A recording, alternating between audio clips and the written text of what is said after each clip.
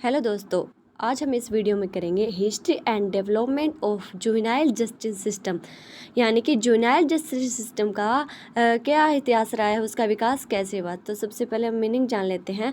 किशोर न्याय प्रणाली उन बच्चों से संबंधित है जिन्होंने कानून का उल्लंघन किया है और जिन्हें देखभाल तथा सुरक्षा की ज़रूरत है। फ्रेंड्स, ये जो जुवेनाइल जस्टिस सिस्टम है ये नया कंसेप्ट नहीं है, बल्कि ये प्राचीन काल से ही चला आ रहा है। क्योंकि जो जुवेनाइल होते हैं उन्हें भले बुरे की पहचान नहीं होती है, तो ज़रूरत होती है कि उनके साथ नरमी से पेश आना चाहिए और जो उनका समाज में स्थान है उसको सुरक्षित करने के लिए नेशनल और इंटरनेशनल लेवल पर बहुत से प्रयास किए गए हैं ताकि उनका विकास हो सके और उनका जो है समाज में अच्छा स्थान, सुरक्षित स्थान हो सके। तो सबसे पहले हम देखते हैं कि इंटरनेशनल लेवल पर जुवेनाइल जस्टिस प्रणाली का विकास कैसे हुआ। तो सबसे पहले हम देखते हैं यूएन द्वारा विकास, जो संयुक्त राष्ट्र द्वारा है, उसके द्वारा क्या प्रयास किया गया है जुवेनाइल जस्टिस सिस्टम को बढ़ाने के लिए।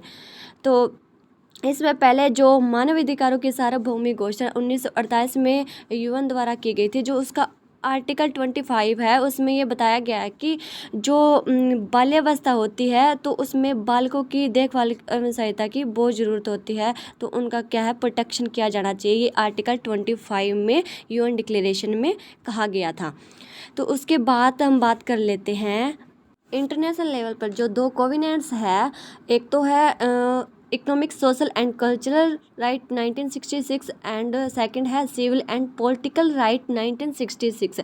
इन जो दो कोवेनेंट है इनमें भी जो आर्टिकल 23, 24 और आर्टिकल 10 में प्रावधान किया गया है कि जो चिल्ड्रन है उनके केयर करनी चाहिए और उनके प्रोटेक्शन के लिए इसमें प्रोविज़न डाले गए हैं। इसके बाद आता है कन्वेंशन शिशुओं के अधिकारों पर अभिसमय। जो चिल्ड्रंस है उनके राइट पर जो कन्वेंशन हुई थी, यूएन में की गई थी, उसकी बात।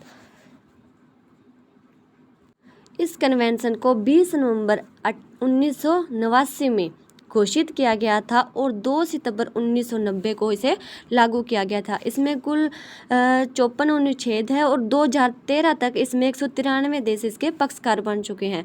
इस कन्वेंशन में जो चिल्ड्रंस है उनके राइट बताए गए हैं, वो कुछ एक इसमें मैंने बताए हैं, जैसे कि प्राण का अधिकार, राष्ट्रीयता अर्जित करने का अधिकार, अभिव्यक्ति की स्वतंत्रता का अधिकार, विचार अथकरण एवं धर्म की स्वतंत्रता का अधिकार, संगम की स्वतंत्रता एवं शांतिपूर्ण सभा करने का अधिकार, शिक्षा का अधिकार, सामाजिक सुरक्षा से लाभ का अधिकार, शिशु के शारीरिक, मानसिक, आध्यात्मिक एवं सामाजिक विकास हेतु पर्याप्त जीवन स्तर का अधिकार, स्वास्थ्य के उच्चतम प्राप्त स्तर के भोग तथा बीमारी के उपचार एवं स्वास्थ्य की पुनर्स्थापना हेतु सुविधाओं का अधिकार, शिशु की एकांतता, परिवार गृह या पत्राचार में मनमाना एवं विधि विरुद्ध हस्तक्षेप के विरुद्ध विधिक संरक्षण। ये जो राइट है वो इस कन्वेंशन में चिल्ड्रंस को दिए गए हैं।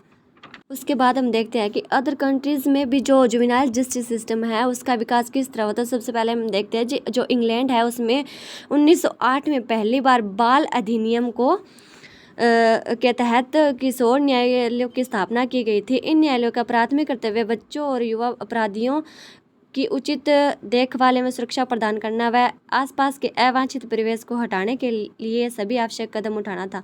जो 1908 में जो किशोर न्यायालयों की स्थापना की गई थी उसका जो ऑब्जेक्टिव था वो ये था कि जो किशोर है, जो बच्चे हैं, उनकी उचित देखभाल की जाए और उन्हें सुरक्षा प्रदान की जाए। उसके बाद एक एक्ट आया था यहाँ पे, बाल और युवा अपराधी अधिनियम 1933।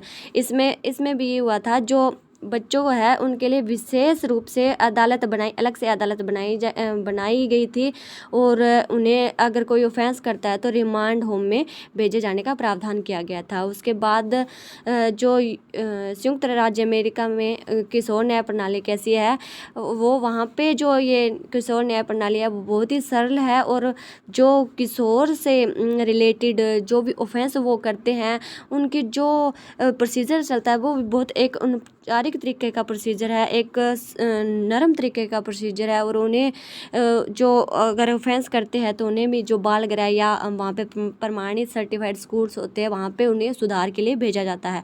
अब बात करते हैं अपने इंडिया में किस तरह की किशोर न्याय प्रणाली और कैसे इसका विकास हुआ। भारत में 1960 में बाल अधिनियम बनाया गया था।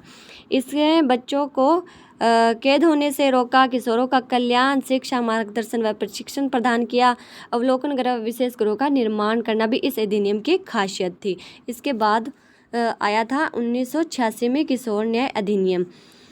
फिर उसके बाद आया था 2000 में किशोर न्याय बच्चों की देखभाल और संरक्षण अधिनियम, यानी कि juvenile justice care and protection of children act 2000। तो इस एक्ट में जो इसका जो मुख्य उद्देश्य था वो ये था कि उपेक्षित एवं विधि विवादित किशोरों की देखरेख और उन्हें संरक्षण प्रदान करना, उनके उपचार, विकास, पुनर्वास आदि के लिए उपाय करना, औपचारिक किशोरों के प्रकरणों में न्याय निर्णय करके उनके आवास संबंधी आदेश को पारित करना। इस जो 2000 में जो ये एक्ट आया था इसका ऑब्जेक्ट था।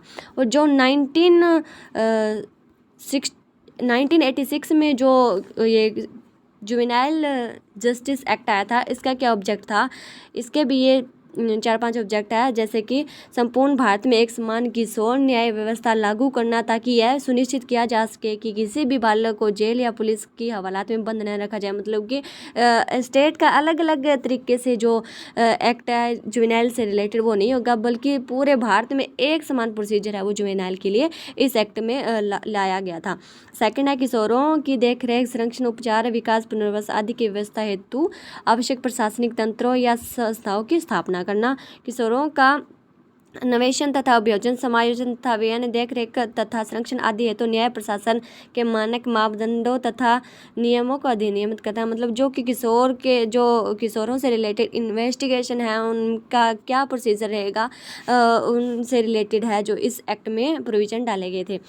उसके बाद जो उपेक्षित एवं सामाजिक दृष्टि से कुसमायोजित बालकों के कल्याण कार्य में लगी स्वैच्छिक संस्थाओं तथा किशोर न्याय प्रशासन से जुड़ी औपचारिक संस्थाओं के बीच आवश्यक संपर्क एवं सहयोग विकसित करना। किशोरों संबंधी कतिपय अपराधों तथा उसके लिए दंड का प्रावधान रखे जाने जो पूर्ववर्ती बाल अधिकारों अधिनियम में नहीं थे। इस जो एक्ट था इसका यही ऑब्जेक्टिव था भी एक समान भारत में ये एक एक्ट पारित किया जाए और जो उनके केयर एंड प्रोटेक्शन से रिलेटेड इसमें प्रोविज़न डाले जाए और उनसे जो भी उनसे रिलेटेड जो NGOs वगैरह या फिर कोई और संस्थाएं काम कर रही है उनके साथ मिलकर जो किशोर है उनका संरक्षण किया जाए।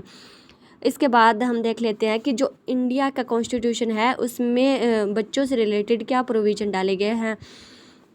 तो सबसे पहले हम देखते हैं कि 6 से 14 वर्ष की आयु के सभी बच्चों के लिए निःशुल्क और अनिवार्य प्रारंभिक शिक्षा का अधिकार है 21A आर्टिकल में दिया गया है। भी जो 6 से लेकर 14 साल तक के बच्चे हैं उनको जो निःशुल्क शिक्षा प्रदान की जाएगी। और आर्टिकल 24 में ये बताया गया है कि जो 14 साल से कम आयु के बच्चे हैं उनको खतरनाक काम में नहीं लगाया जा सकता, उनको प्रोटेक्शन का राइट है। और आर्टिकल 39E में ये बताया गया है कि किसी वयस्क द्वारा किसी भी रूप से दुर्व्यवहार से सुरक्षित होने का अधिकार है। मतलब किसी बच्चे को खतरनाक कामों में नहीं लगाया जा सकता, किसी भी आर्थिक आवश्यकता के अभाव में बच्चों को क्या है ऐसे मजबूर नहीं किया जा सकता। आर्टिकल 39 में मानव तस्करी और जबरन बंधुआ मजदूर प्रणाली से सुरक्षा का अधिकार, बच्चों का कोई व्यवहार वगैरह नहीं किया जा सकता और ना ही उनसे जबरदस्ती कार्य करवाया जा सकता है। आर्टिकल 47 में है अच्छा पोषण और उचित जीवन स्तर प्रदान करने का अधिकार। मतलब जो बच्चों का जो बाल्यावस्था में केयर एंड प्रोटेक्शन है वो उचित रूप से किया जाना चाहिए। फिर है आर्टिकल 15 का सब क्लोज 3, इसमें जो स्टेट है उसको ये विशेष अधिकार प्रदान किया गया है कि वो बच्चों और महिलाओं से संबंधित क्या है प्रोविज़न बना सकती है। तो फ्रेंड्स ये था भी जो जुवेनाइल जस्टिस सिस्टम है उसका विकास किस तरह से हुआ और उम्मीद है आपको समझ आया होगा। और अगर आपको किसी भी टॉपिक से रिलेटेड कोई वीडियो चाहिए तो आप कमेंट बॉक्स में ज़रूर डाल दें। मिलते हैं नेक्स्ट वीडियो के साथ, तब तक के लिए हंसते रहो, खुश रहो।